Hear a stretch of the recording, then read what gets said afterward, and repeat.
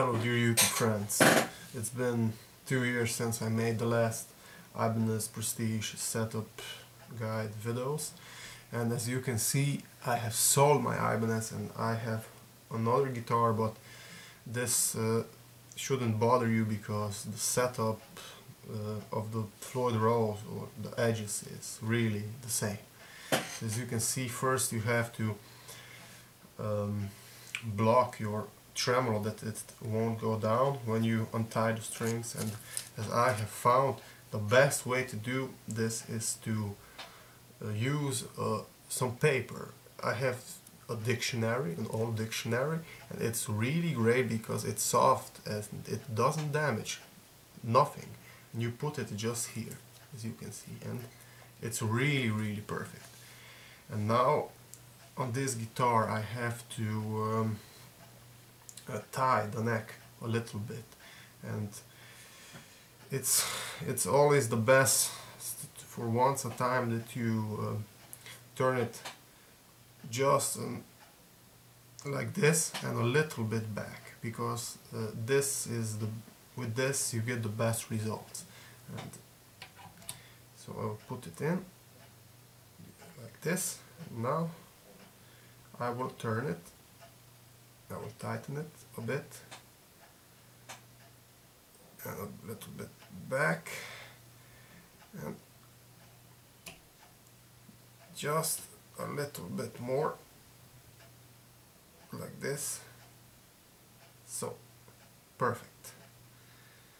So I've tightened the neck, and now I want to show you, yes, in my earlier videos I have told you that when you are setting up the action of your Floyd Rose, never do this when you have the strings, when you have the guitar in tune, the strings tight, because you will damage these two screws, because when the full force is doing, it's just like a knife and you really can damage it. So the best way is to simply block your tremolo with a piece of fat paper, put it here like this, and then the strings aren't tight and there's really no tension working on your tremolo, and you just take a little Allen wrench and you turn it a little bit as you like it. So I have to do it like this and a little bit more here, and alright, this is really it. And now another important thing that I want to talk about are uneven frets. Yes, you heard right. Uneven frets can be a big problem, and the best way that you can really check if your frets are even or aren't is you can buy an aluminium pipe like this, and you make a couple of these things, as you can see them. Yes, and what I will be doing is you put this bar on 3 frets, and if there is no shaking like this, that means that those frets are really even. You see, here is a little bit of clicking sound, but this isn't so much. If the clicking sound is really big, then it's better to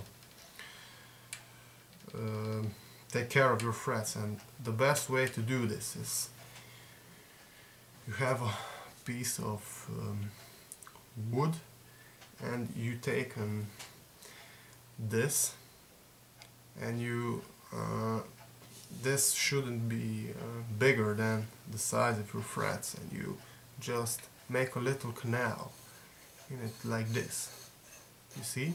And then you need two different sanding paper. The first one is 200, no, this one is the first one. This is 220 grit sanding paper, and this is 400 grit sanding paper. And then you put the piece of sanding paper on the board like this, and you put it like that, and then of course you have to cover your frets. This best way for covering your frets is with here I have it. Is you just with some masking tape.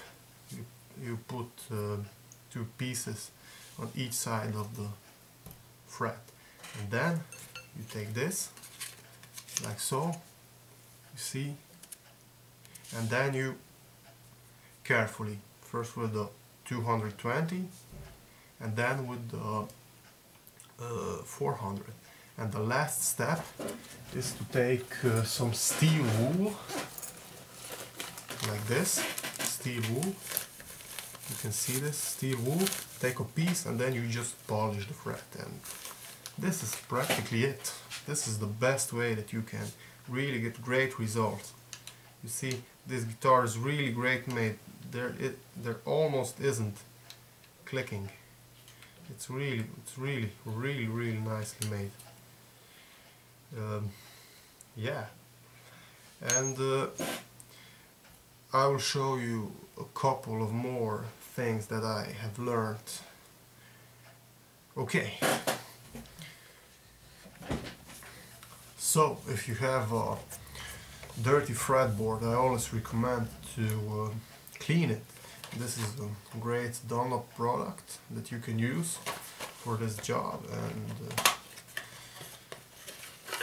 you have this Dunlop 01 and this 02, and with the 01 you just spray it a little bit like this, so, and then you take a piece of the finest steel wool that you can get in your local shop, and you just clean your fretboard like this. And you spray it a couple of more times like this.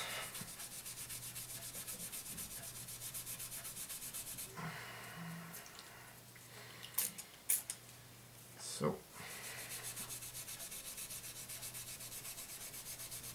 I have to spray it here also.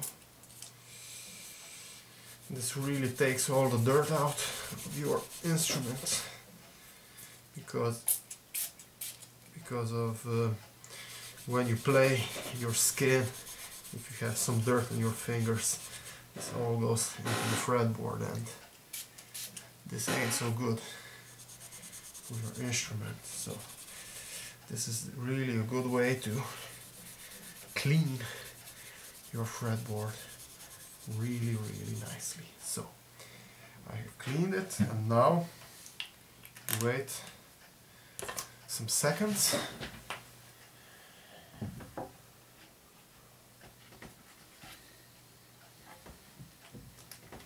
And take this here Dunlop 02, and now, as you can see, after this procedure your neck is a little bit dried out. The best way is to take paper towel and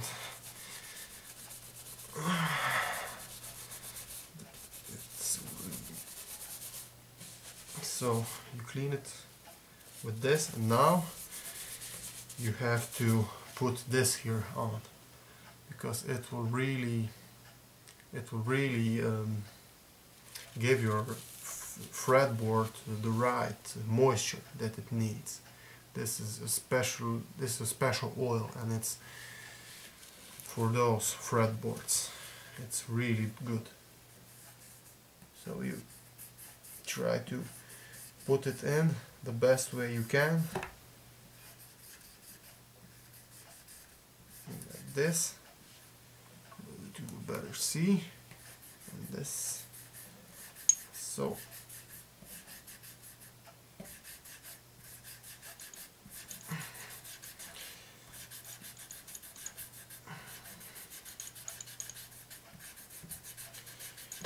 And it takes a couple of minutes, but it doesn't matter. So a little bit here, a little bit here.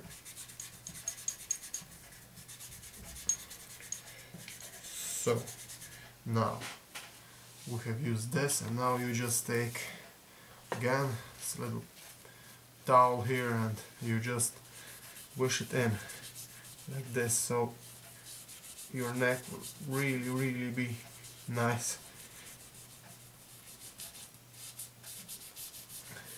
It's really a nice way, and the feeling of the fretboard will be really better than it was before, because it will really be like new.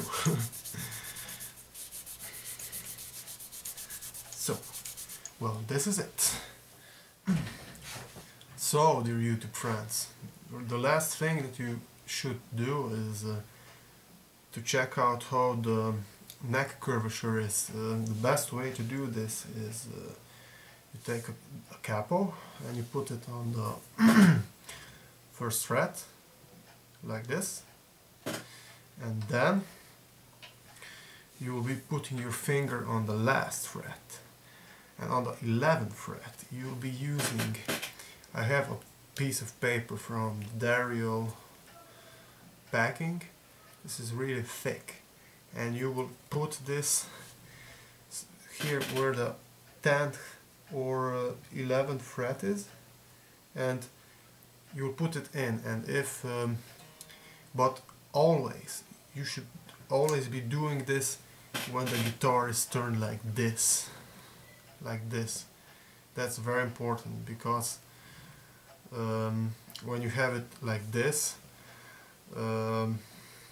your neck is very heavy and it affects the curvature. It goes a little bit down, so you should put it like this, and then you put your finger here and you take this paper on the 11th fret like this. You put it in, and if it will put the strings up, then there is a little bit then the neck is turned backwards, like a little bit like this more, and then you should untighten it.